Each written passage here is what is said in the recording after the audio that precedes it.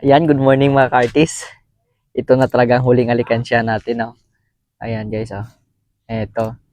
So, yung laman nito is hindi ko pero halos piso or 5 I think nakalagay dito. Dahil nga walang-wala na rin tayo. Tanggalin na rin natin 'to. Kunin natin 'tong mga sensilyo dito, oh. No choice. Wala nang choice. Ayan. Ito, kunin natin 'to. Sayang pa 'to. Ito siya. Ayan. So, yan. Yeah. Maliit lang laman. Sige na. Bahala na. At least meron.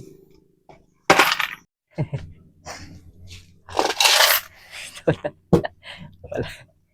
Walang-wala na eh.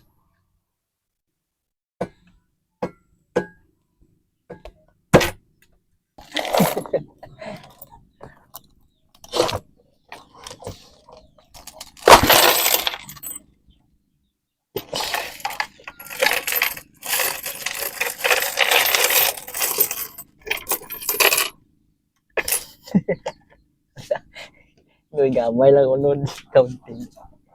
Okay na yan. At least meron, di ba?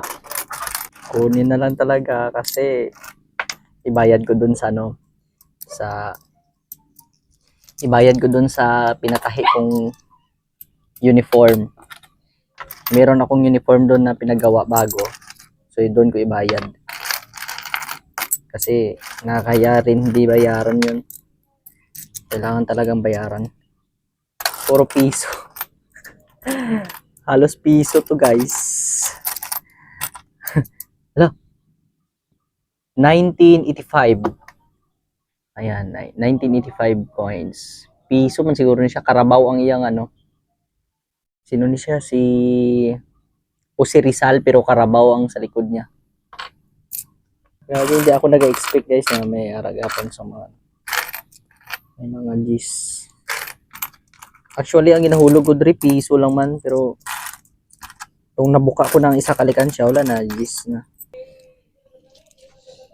Ito guys, oh. Anong coins to? 25 pesos. 1969. Yan. Hindi makita sa camera. Basta 69.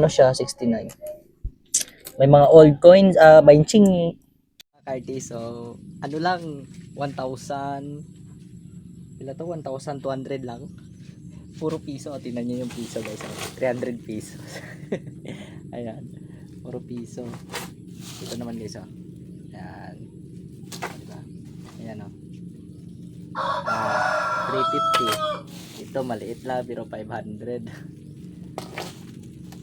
Tsaka ito yung mga coins na old coins tago eh. Itago talang eh.